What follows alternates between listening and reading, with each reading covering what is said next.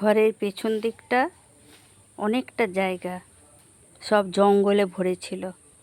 আজকে সব জঙ্গল পরিষ্কার করে ওখানে কিছু গাছ লাগাবো। এটা আসলে একটা চেম্বার, কিন্তু চেম্বারের ওপরেও ছোট ছোট অনেক ফুল গাছের টব ফব তো লাগানো যেতেই পারে। মাথার উপরটা ফাঁকা আকাশ।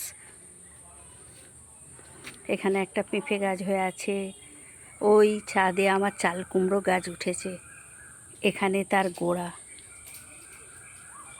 এখানে আমার প্রচুর গাছ হয়, প্রতি বছর ছাদে চাল কুমড়ো যায়, লাউ যায়।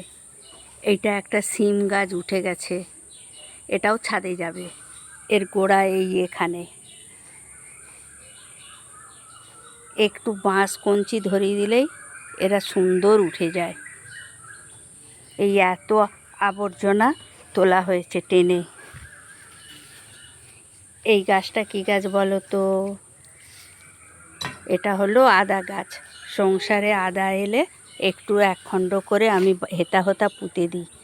হঠাৎ যেদিন ফুরিয়ে যায় তখন ওরাই আমাকে বাঁচিয়ে দেয়। এই দেখো, এই কালো লঙ্কার গাছ, লঙ্কা এসে গেছে কালো কালো, প্রচুর ফলবে এগুলো। আর এই চেম্বারের পাশে এই যে জায়গাটা ফাঁকা, ইট দিয়ে ঘেরা, ওই সরু এক চাকর, এই এক চাকর জায়গা, এখান থেকে এইটুকুনি, ওই জায়গাটাতে আমার প্রচুর সবজি হয়।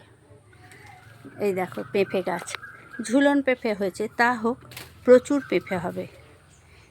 লঙ্কা। এই গাছটা কী গাছ বলো তো?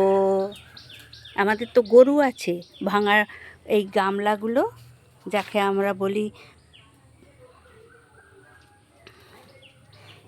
মাটির গামলা, এইগুলোতে গরু খায়। আর একটু ফাটাফুটি হয়ে গেলে আমি এইগুলো ফেলি নি, এইগুলোতে আমি গাছ লাগাই। এই দেখো মা ষষ্ঠী আসছে হেলে দুলে।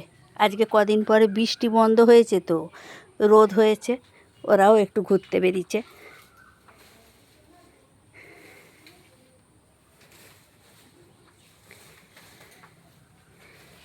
আর কতটা বাকি গো? হ্যাঁ, এখনো বাকি? আচ্ছা করো।